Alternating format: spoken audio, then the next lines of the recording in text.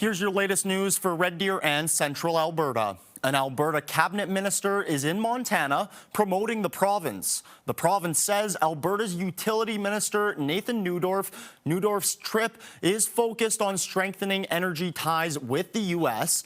Neudorf will be trying to drum up investment for the electricity market, nuclear energy, and data centers. He will also be giving a keynote address at an event hosted by Montana's Chamber of Commerce. Travel within Canada is projected to remain strong this year. Hotels across the country are starting to see an uptick in bookings as a result. With the FIFA World Cup headed to Vancouver and Toronto this summer, it's expected many will have to light up their no vacancy signs. CTV's Allison Hurst has the details.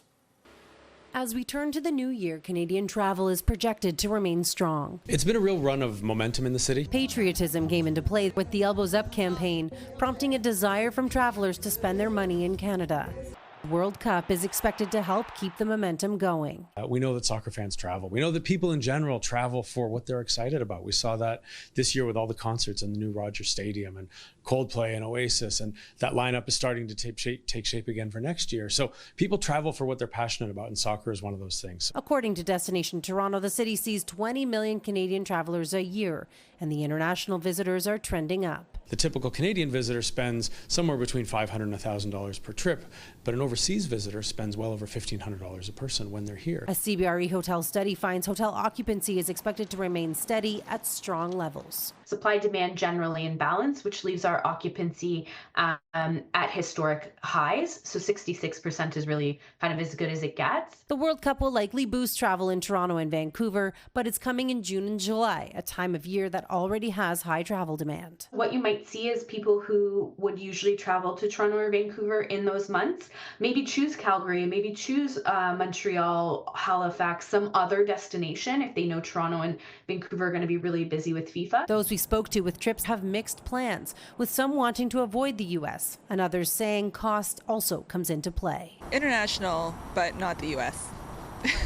Yeah, it just, with everything going on, it just doesn't feel right. I'm going to stay in Austin for 1 month, and mid of Jan, I'm coming back. I'm planning to stay in Canada, but I would love to travel. High hopes for what's to come in 2026. Allison Hurst, CTV News.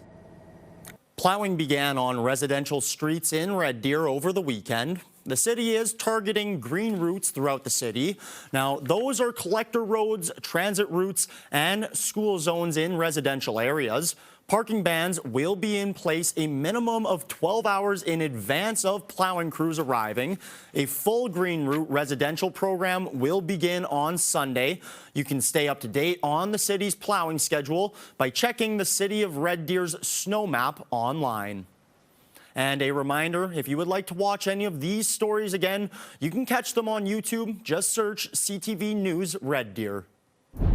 Well, the warm-up has begun. More seasonal temperatures coming our way, followed by even warmer temperatures for the weekend. As we take a look at Wednesday, a cool start in the morning, anywhere from around -11 to -12.